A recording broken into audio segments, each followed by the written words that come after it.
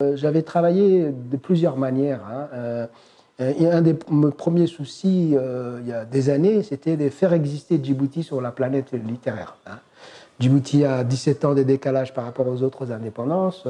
En gros, à part la Guinée et le Ghana, les années 60, le Djibouti va devenir 77, même après Comores 75. Et la France, à l'époque, avait triché un peu parce qu'elle veut toujours garder la base militaire. Donc elle a demandé, alors que les Djiboutiens étaient en grande partie déjà indépendantistes, elle va un peu traficoter, commencer à le faire, les élections, et déclarer que la majorité des Djiboutiens voulaient encore suivre le chemin avec la France, etc.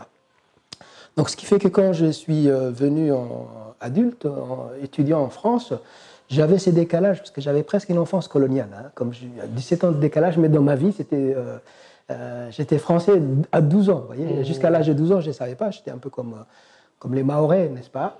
Et en même temps, je voyais que mon pays rattrapait, j'allais dire, même s'il n'avait pas fait des coups d'État, etc., il rattrapait très vite. Alors que j'avais presque une enfance coloniale, mais un peu privilégiée, au sens, l'école marchait bien et l'hôpital marchait bien à l'époque. Et donc, c'était ces paradoxes que je voulais un peu faire exister.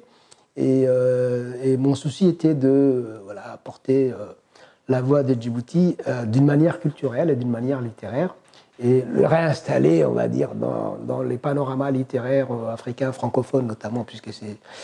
Et voilà, c'était un peu ça. Et après, ça, j'avais fait 3 livres, c'était un triptyque, Oui, 2 recueils de nouvelles et un roman.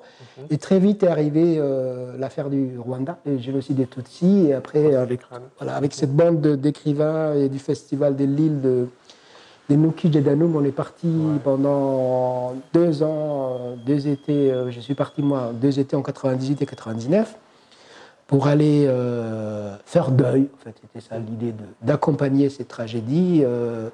Évidemment, les morts n'étaient plus là, mais comment un peu faire société là encore, vous voyez. Et en plus, avec toutes les complications que ça suppose, par exemple, la demande congolaise, hein, Grand Congo souvent, hein, de dire, bah, ok, vous parlez de la souffrance des Tutsis, mais le Congo est en guerre civile. On m'a dit, moi, à Djibouti, les gens m'ont dit, oui, mais bon, c'est bien le Rwanda, mais pourquoi tu ne parles pas de la Somalie, etc.